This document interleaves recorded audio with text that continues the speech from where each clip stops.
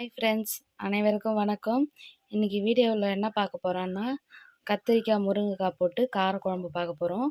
2 medium size தக்காளி, ஒரு பெரிய வெங்காயம், ஒரு கொத்து கருவேப்பிலை, 10 பல் பூண்டு, கத்திரிக்காய் முருங்கைக்காய் இப்படி நீளமாக அரிஞ்சிக்கோங்க. லெமன் சைஸ் அளவுக்கு புளி, ஒரு சின்ன லெமன் சைஸ் அளவு புளி. கடாயில் எண்ணெய் ஊற்றிக்கலாம்.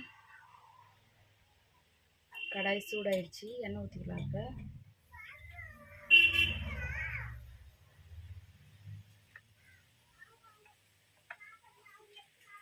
எண்ணெய் தேவையான அளவு ஊற்றிக்கோங்க.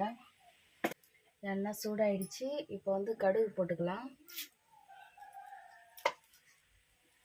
கடுகு பொரிஞ்சு வந்ததும் வெங்காயம் தக்காளி போட்டுக்கலாம். இப்போ கடுகு பொரிஞ்சிருச்சு. இப்போ நம்ம வெங்காயம் பூண்டு கருவேப்பிலை சேர்க்க போகிறோம். ஃபஸ்ட்டு வெங்காயம் சேர்த்துக்கலாம். கூடவே கருவேப்பிலையும் சேர்த்துக்கலாம். அது கூடவே பூண்டையும் சேர்த்துக்கலாம். பூண்டு சேர்த்து எல்லாத்தையும் ஒன்றா வதக்கிக்கலாம். பாருங்கள் ஃப்ரெண்ட்ஸ், நல்லா வதக்கிக்கலாம்.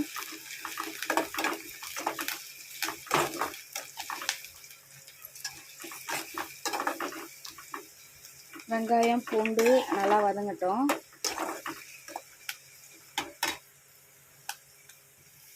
பாருங்கள் ஃப்ரெண்ட்ஸ், நல்லா வதங்கி வருது. இப்போ கொஞ்சோண்டு கல் உப்பு சேர்த்துக்கலாம். இப்போதான் சீக்கிரமாக வெங்காயம் வதங்கி வரும். கல் உப்பு சேர்த்துக்குங்க.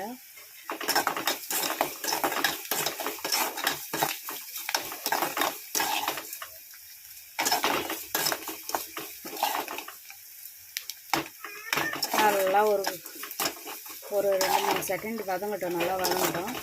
நல்லா வதங்கி வந்ததுக்கப்புறம் தான் குழம்பு டேஸ்ட்டாக இருக்கும். குழம்புக்கு எந்த அளவு வெங்காயம் தக்காளி வதங்குதோ அந்த அளவுக்கு டேஸ்ட்டு கொடுக்கும். நல்லா வதங்கட்டும். வெங்காயம் இப்போ நல்லா கண்ணாடி பதம் வதங்கி வந்துருச்சு. இந்த ஸ்டேஜில் இப்போ நம்ம தக்காளி சேர்த்துக்கலாம். நறுக்கி வச்சுருக்க தக்காளி சேர்த்துக்கலாம். சேர்த்து இதையும் சேர்த்து நல்லா வதக்கி விட்டுக்கலாம்.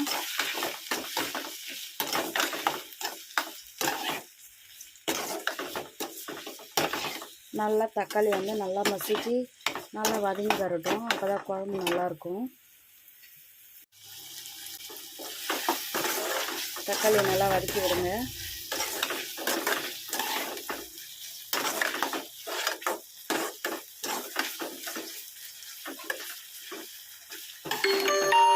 நல்லா வதங்கி வரணும். இப்போ நல்லா தக்காளி வதங்கி வந்துருச்சு. எண்ணெய் பிரிஞ்சு வந்துருச்சு தக்காளி வதங்கி. இப்போ கத்திரிக்காய் முருங்கைக்காய் நம்ம சேர்த்துக்கலாம்.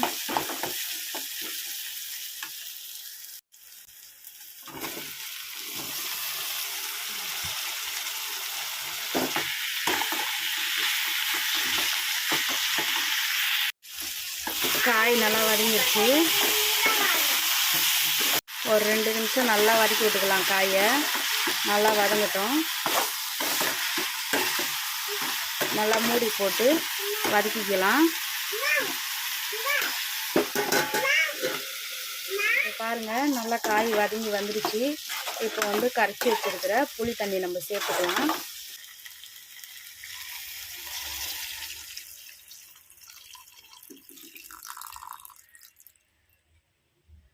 புளி தண்ணி சேர்த்தாச்சு. இது கூடவே 2 கிளாஸ் அளவுக்கு தண்ணி சேர்த்துக்கலாம்.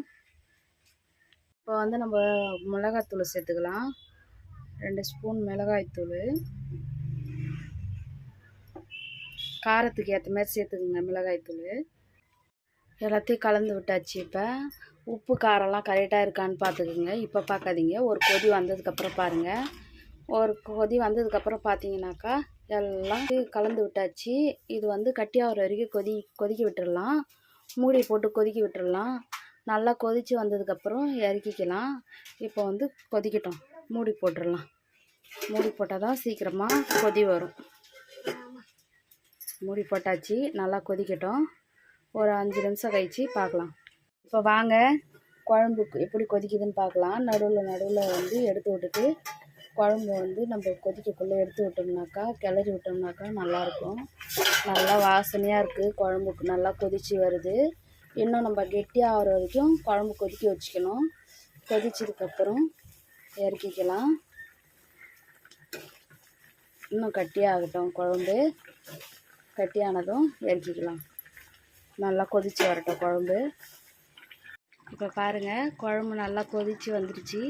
இந்த ஸ்டேஜில் வந்து நம்ம அடுப்பை ஆஃப் பண்ணிக்கலாம். குழம்பு நல்லா கொதிச்சிருச்சு. இப்போ சூடான சாதத்தில் குழம்பு ஊற்றி சாப்பிட்டா அவ்வளோ டேஸ்ட்டாக இருக்கும்.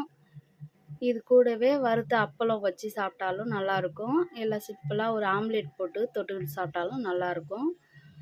இதேமாதிரி தொடர்ந்து வீடியோ போட நம்ம சேனலை ஃபாலோ பண்ணிக்கோங்க, சப்போர்ட் பண்ணுங்கள்.